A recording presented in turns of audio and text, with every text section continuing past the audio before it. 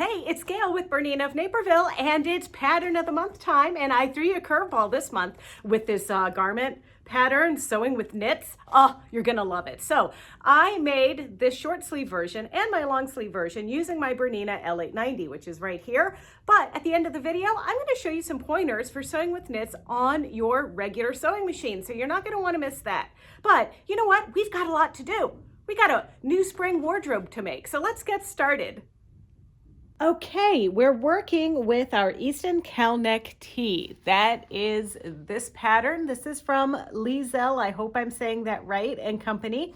And I love these patterns. I've definitely made a few of them for myself.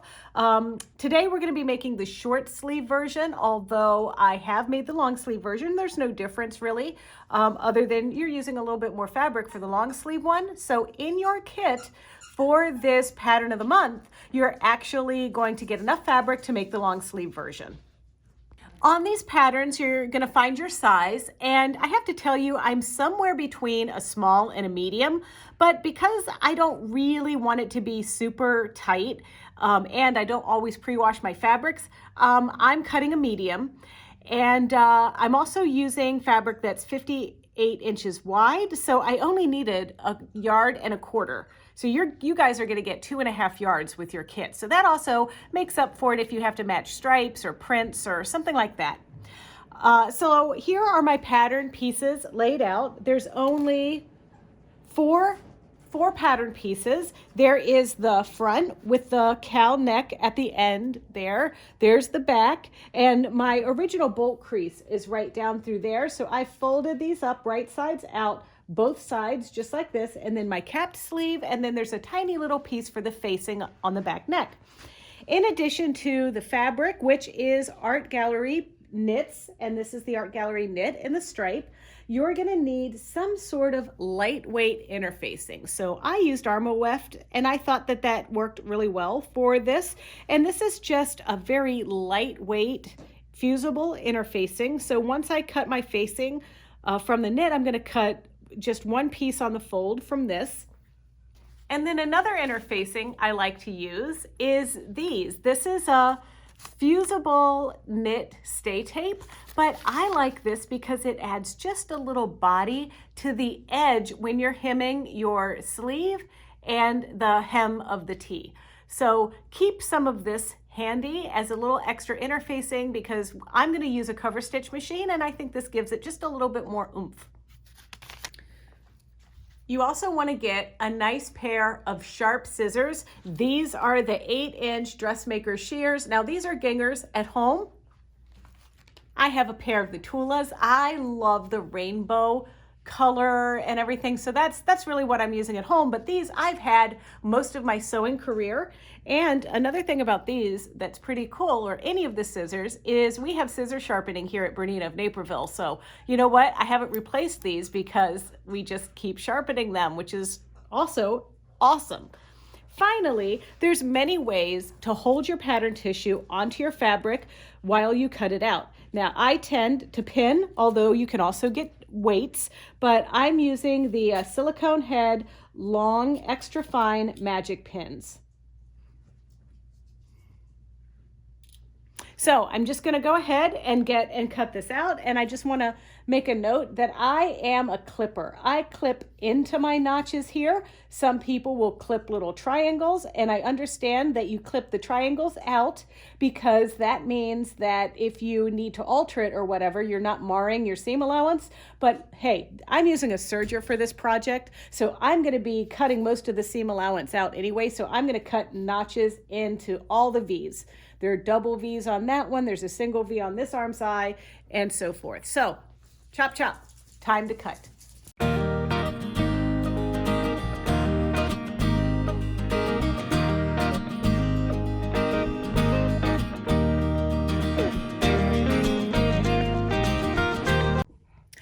Let me talk a little bit about blocking. So here's our little facing piece that we need for the back of our t-shirt.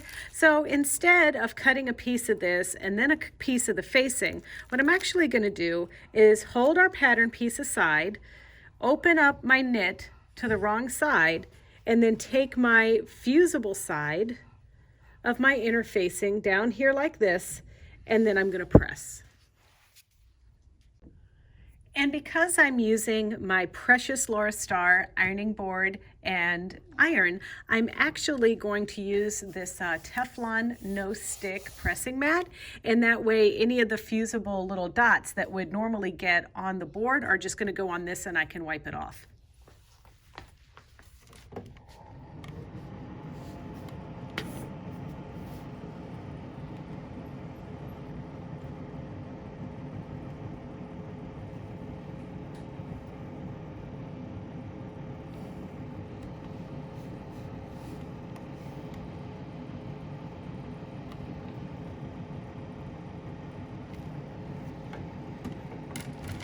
Now, once that's been pressed on there and it cools off, you're going to remove it, and let's fold it just like so and repin. And now not only will this be nice and crisp, but we get a little bit more of an accurate cut for our facing.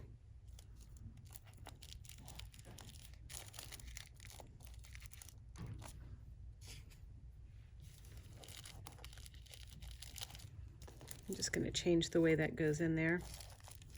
There we go. Just going to turn it so it's easier for me to get to here.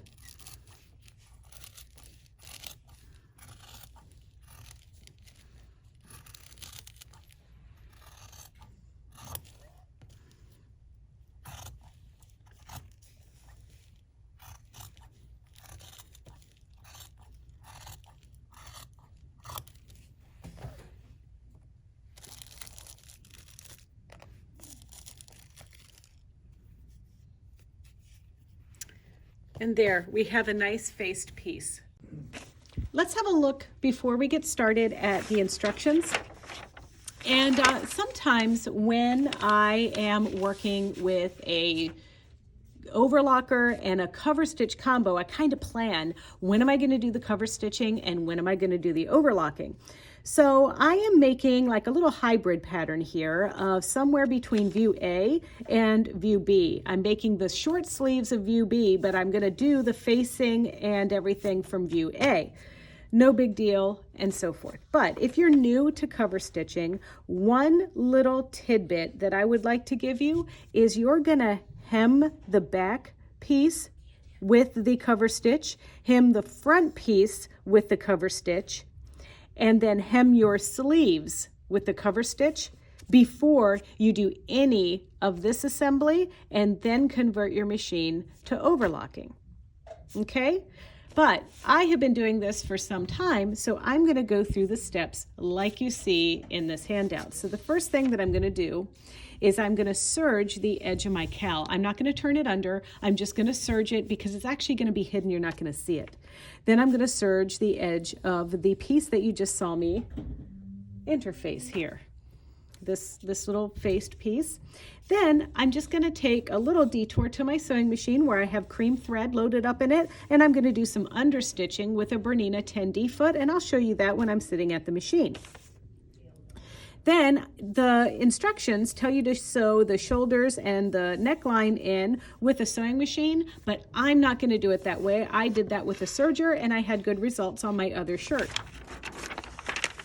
Then finally, once the shoulder seams are sewn together, it's going to look something like this. And then you're going to sew your side seams, and then you're going to sew your little sleeve together there. And you can see in this situation, they have hemmed it up before they sewed the sleeve in. And then we're going to sew the sleeve in, and then we're going to hem the shirt, and everything's going to be cool. So with that in mind, I'm going to talk you through these steps. There's also a handout for this class that is going to be embedded within this video. So let's get this thing together. So let me tell you a little story about this thread and why I'm using it. It's what I have that matches. So what we have back here is cotton thread that I'm going to put through my needles, and I like this cotton thread because it's going to make a nice stitch that I'm really going to be able to see. Because for my cover stitching, I want to use 2 or I'm sorry, a 3-thread wide cover. So that's going to be in each needle. It's going to be in each needle for our regular overlocking, but I just wanted to kind of tell you where my head is at. Then I've got this soft lock. Now this is by Wonderfill. We carry it here at BERNINA of Naperville. It's almost like a woolly nylon. It's a little fuzzy. It goes through our air threaders. It's awesome. The two colors are not exactly the same, but it doesn't really matter. When you see these strands of these things together, you're not going to notice. Now what I want to tell you about soft lock as opposed to woolly nylon, the soft lock doesn't melt when you get the iron near it or if it sees an iron, whereas woolly nylon, it like melts when it thinks about an iron. So this is a little bit better quality, and you can press your stuff after you've done something with it. It does a great rolled hem. It does a lot of fun like flat locking things, and you're going to see me use it a lot in my Serger tutorials. So the first stitch that we're going to do is actually a 4-thread overlock stitch, and that's my sample that I just did, and this is on one layer of the knit, and so that's the right side of the stitch, pardon me, and that's the back side of the stitch. So the first thing, and this was just a little pass that I made, so you can see here, I'm going to lift up my foot and just stitch.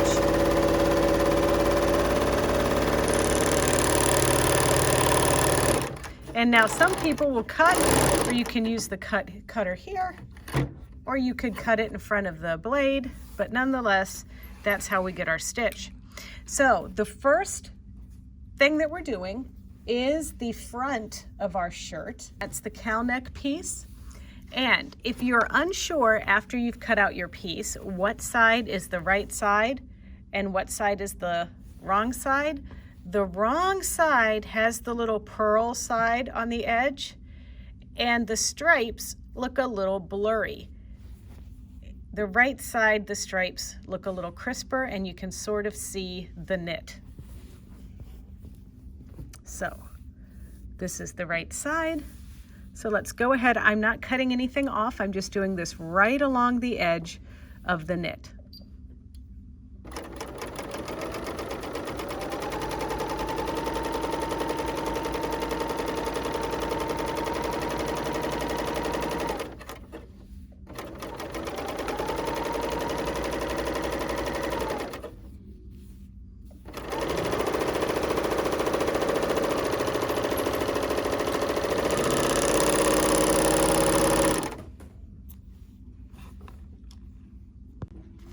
All right, so the next one I'm doing is that bottom edge of my facing piece, and once again, I'm not cutting anything off.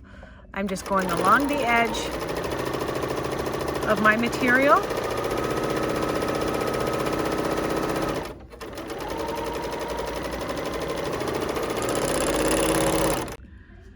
Notice how I pinned my pins where the head is towards me. That is not how I'm going to pin when I use a regular sewing machine, but now I'm sewing the facing to the back neckline piece, and this is done before the shoulder seams get sewn or anything else.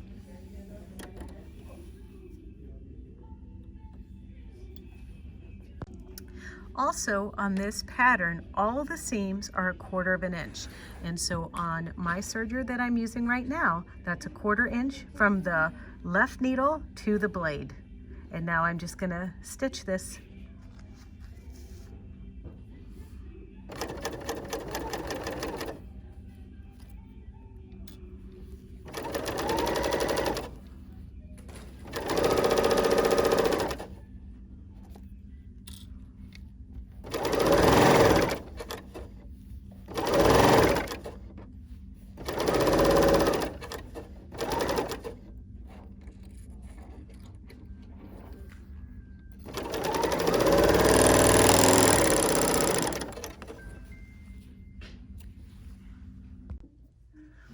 All right, I'm here at a BERNINA 740 with the number 10D foot on. That's the one that's got this little guide down the center, and so I'm going to do some understitching. Understitching is when you are going to stitch on the facing side really close to the seam so that it doesn't flop over, so it stays nice and flat. So that means I'm going to move my needle position 3 clicks to the left, and now I'm going to line up my facing to the left-hand side of my little guide. I'm going to put my foot down, and then I'm going to wiggle that right into position. So you can see here how that blade of my edge stitch foot is now right next to my seam there. And now I'm getting my piece under here, and now I'm just going to understitch.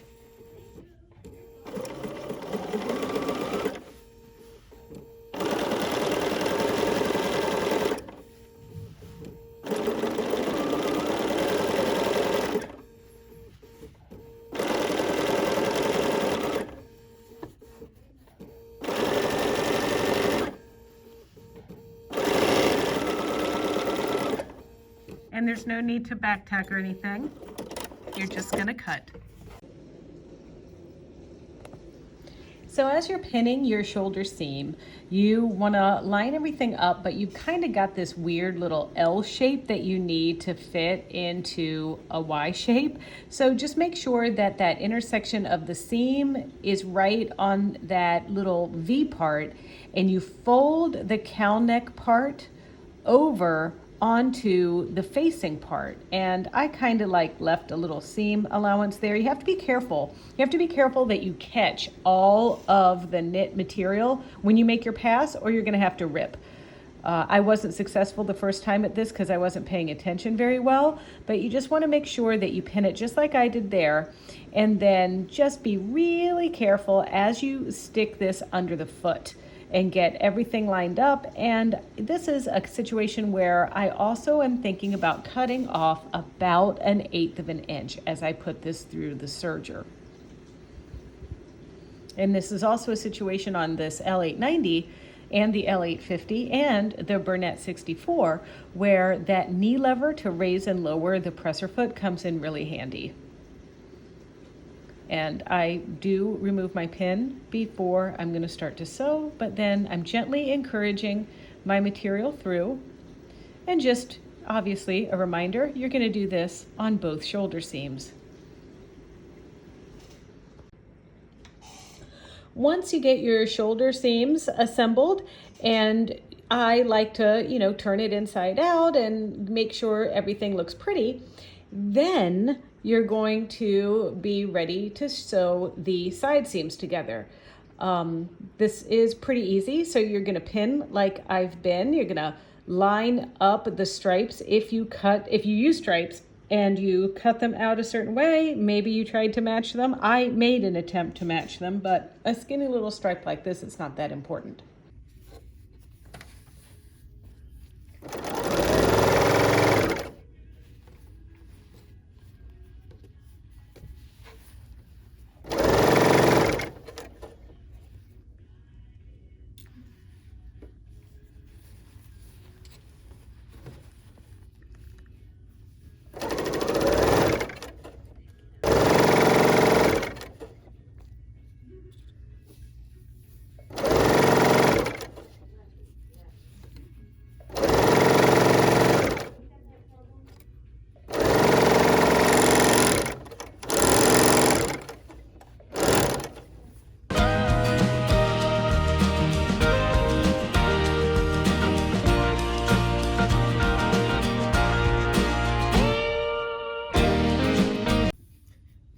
Okay, so I've sewn up the edges of both of my seams here. This is the little arm part of our cap sleeve, and the instructions actually want me to hem the sleeve before I put it into the shirt, but because I'm going to save that for my cover stitching, I just want to do the cover stitching one time. So I'm going to just sew the sleeve onto the shirt, and then my last 2 steps are going to be hemming the sleeves and hemming the bottom of the shirt.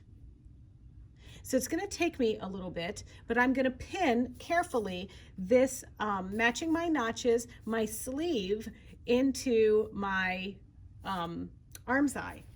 So my arm's eye is now Here's the right side down in here. And so I'm going to turn my sleeve inside out. And always be mindful that 2 notches means that's the back of the sleeve. So I want to make sure that I line up my 2 notches together and pin. And then of course I'm going to line up the side seam of the sleeve and the side seam of the shirt. And then there's also a notch that's been cut for the top seam, the shoulder seam of the shirt. And notice how I'm snuggle butting those pieces? Snuggle butting, it's not just for quilters. I used to work in advertising. Everything's a slogan.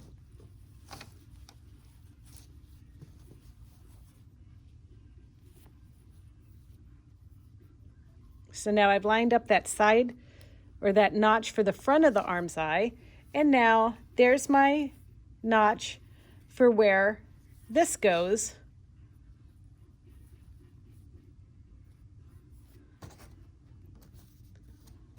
Okay. All right, and then I'm just going to keep pinning, and then I'm going to do the other side the same way.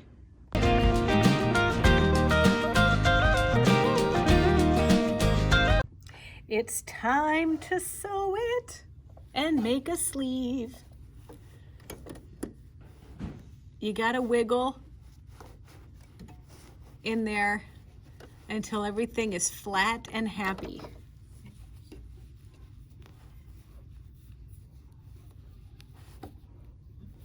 Okay. I'm gonna gently remove my magic pin, and the magic pins, I like them because my little dry fingers can grab the little silicone heads a little bit easier too. So now I'm continuing with my 1/4 inch seam, and definitely my goal in life here is to make sure everything is flat. You don't want any puckers or you will look like you did an amateur job, and we want to look like we did a professional job.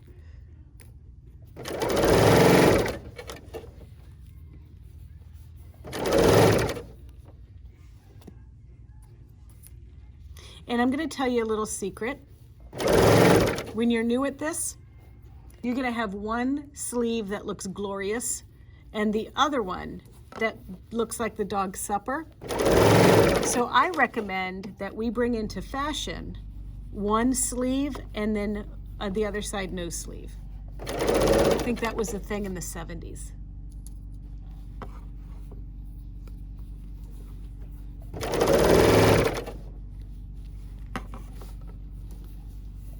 Maybe because people didn't know how to put in a sleeve cap, so that became a fad in the 70s. You should do some research on that while I finish this sleeve cap.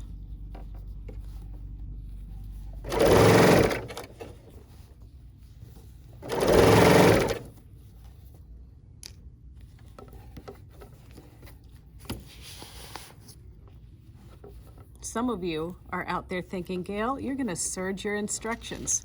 And I would say it wouldn't be the first time. Okay.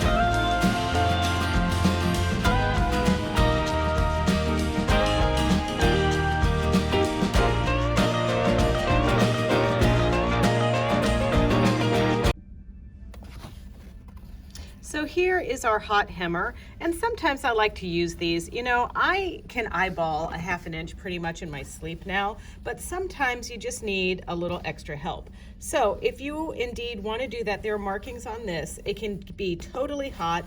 It's made by Clover Hot Hemmer. We carry them here at the store. But what's really nice is it's shaped like a pocket, so sometimes when you struggle getting pockets, you know, that rounded way or miters or things like that, you know, this kind of has that nice shape. So what I'm doing is I'm lining my hot hemmer up here, just like this, and then I'm gonna give it some steam. And then I'm just gonna continue, this process down my shirt until I'm all the way around and I've got my hem pressed up. And then that way it's gonna be easier for me to do that cover stitching.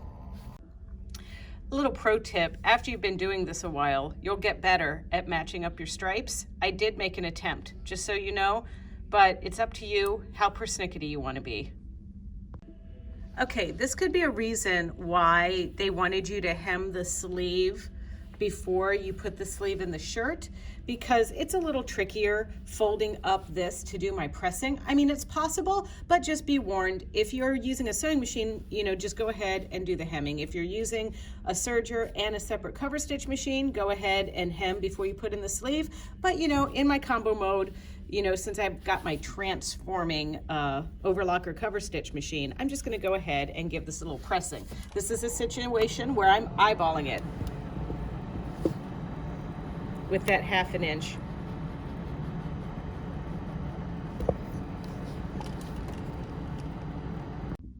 I have my machine converted for a wide 3-thread cover stitch, and I'm gonna just change my foot, but I wanted to point out to you that I've got that same cotton thread in my needles, and now in the lower looper, or the cover stitch looper, is that soft lock thread, the fuzzy thread that's like the woolly nylon.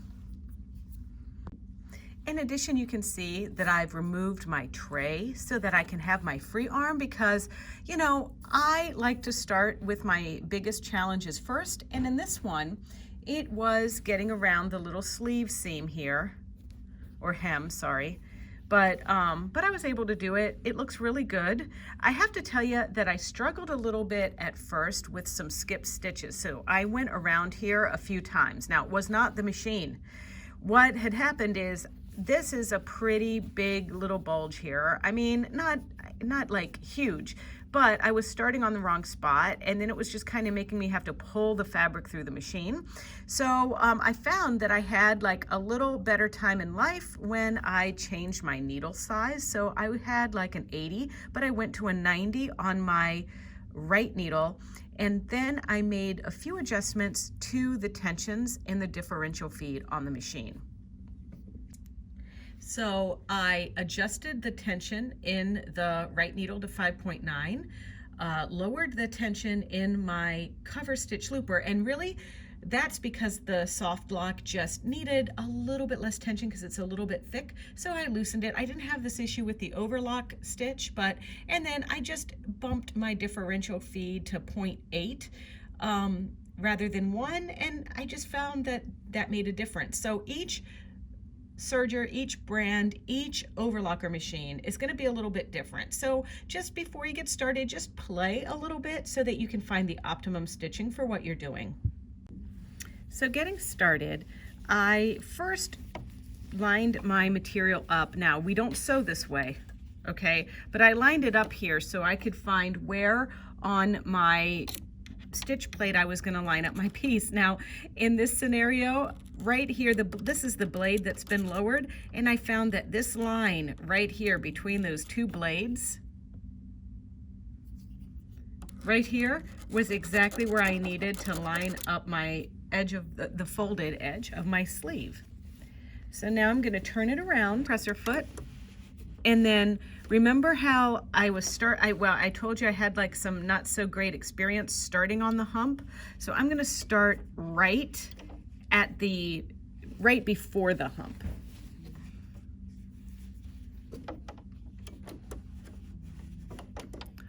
And then I'm just wiggling this into position. And then there I am lined up at that edge right there. And then sometimes, some machines, they're gonna like it better if you turn the hand wheel a few times. On this BERNINA L890, I don't really have that experience. I can just kind of go for it. But if you have a different brand and it likes to have a little cranky crank on the side, go ahead and do that.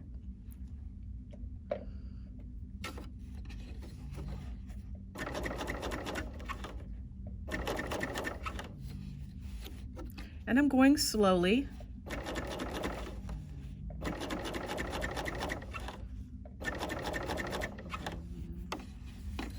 Just to, you know, it's that initial getting started that makes things a little weird.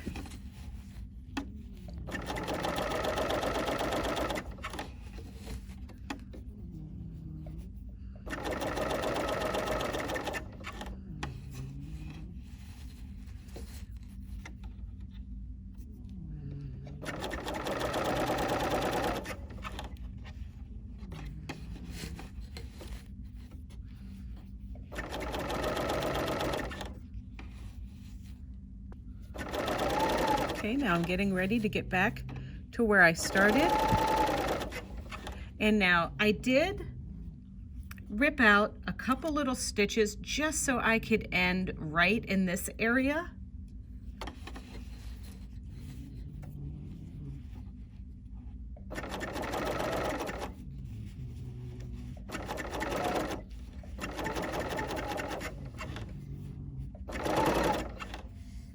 Okay, so now it's time to end, and I've got a special little tool they give you with this machine. It's our little Covestitch loop grabber, and you lift your presser foot, you pull with this little guy to free up your needle threads, then you pinch and pull from the back, and you cut your thread.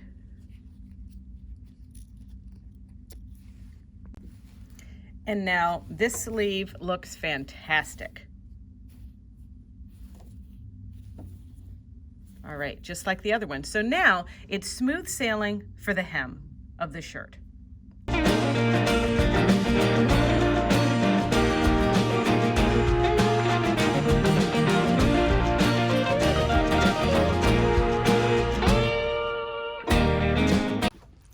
All right, let's take a moment to talk about what we're going to need to do some basic sewing with our sewing machine on this knit.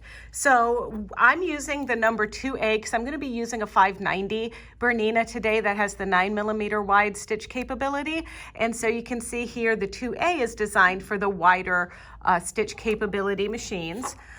We're going to do some overcasting. On this pattern, there's a 1/4 inch seam allowance, so that works out very well for how we're going to do our seams on this. We're going to use a standard number 1 foot, and we're going to use that when we use our double needle for hemming. So this is what we're going to use to replace that cover stitching. So the first thing is I'm just going to do a jersey stitch seam. So this is how you would sew your side pieces together. And so I'm going to show you how to do that. So I have white thread loaded up on my machine, and the way that this is going to work, I'm lining this up right sides together, and I've just simulated like a little curved edge here, but there is a bar on this foot. You see it right there? And that bar is going to be run along the edge of the knit, and that is going to make it so that the stitching doesn't squeeze the edge of the knit. Well, you're probably very curious about what stitch we're going to use, so let's have a look at that. So here's the screen. I'm going to use stitch number 3. This is going to be my overcast stitch. I'm going to tell it that I'm using foot number 2A. And then see what happens is we're going to get this nice little picot effect on the edge there when we stitch that out. So let's just give this a go. I'm not going to change my needle position, width, or anything like that.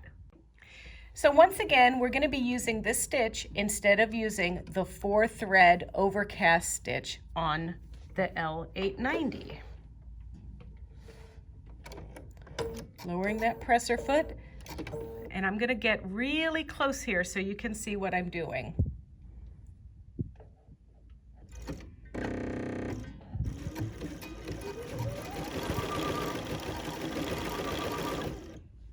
See how when the needle just swings to the right, it's going off the edge of the knit? That's exactly what we want.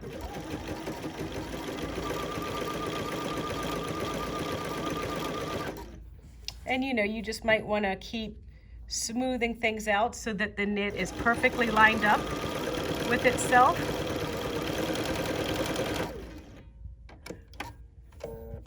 And sometimes I have to lift and shimmy a little bit.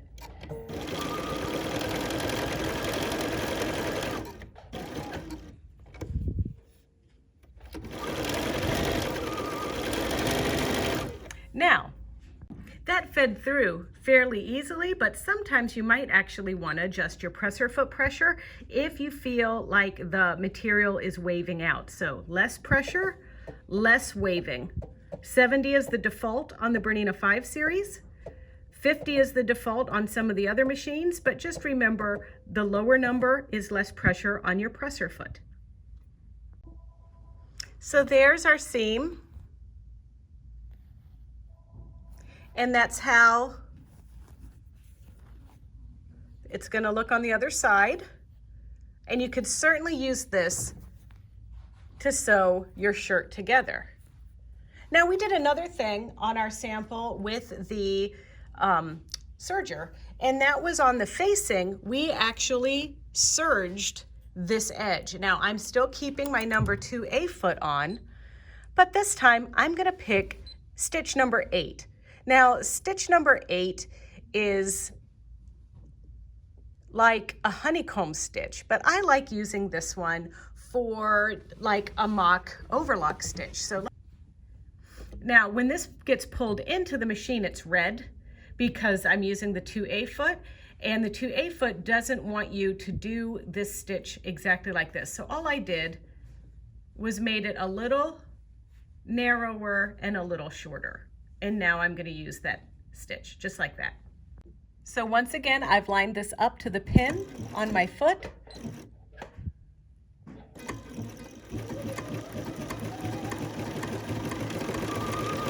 And I'm just going to go around my little seam.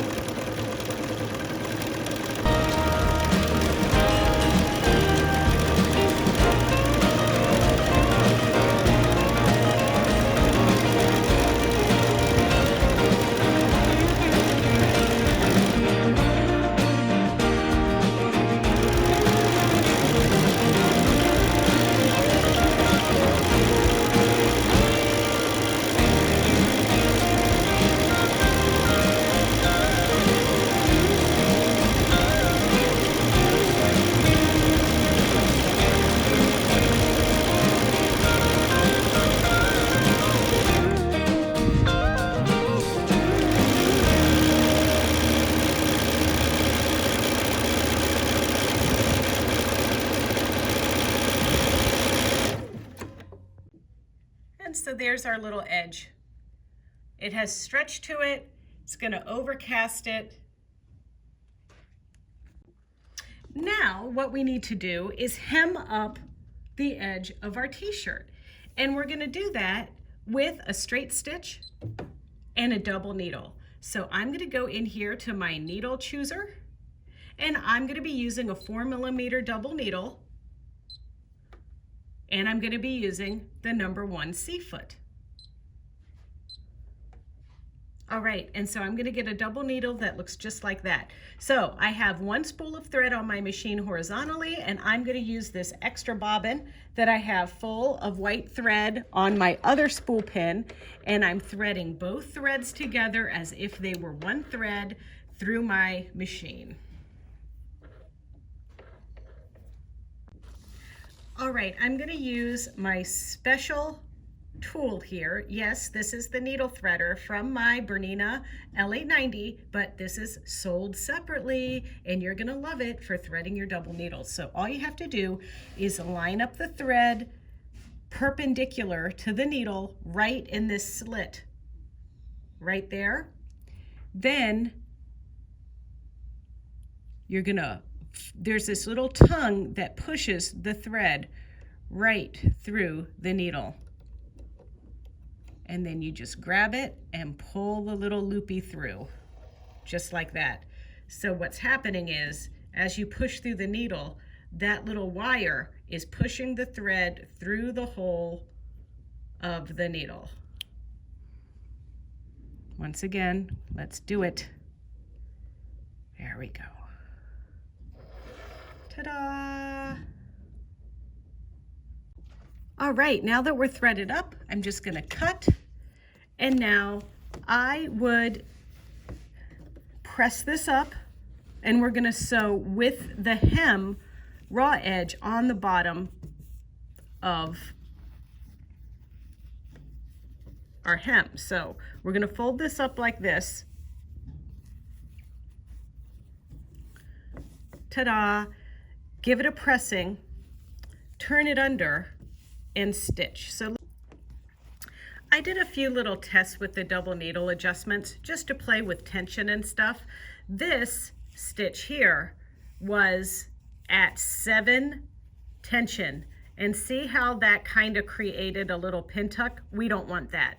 So then I reduced the tension to 6, and I still got a little zigzaggy kind of look underneath, but I got less pin tucking. And then the good old default tension setting and a slightly longer stitch length is what I decided was going to be the best look for my hem.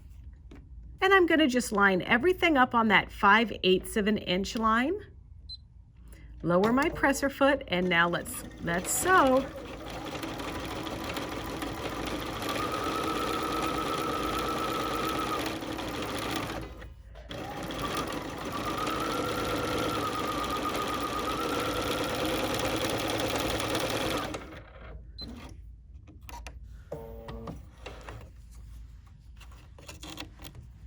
And now you can see what it looks like there.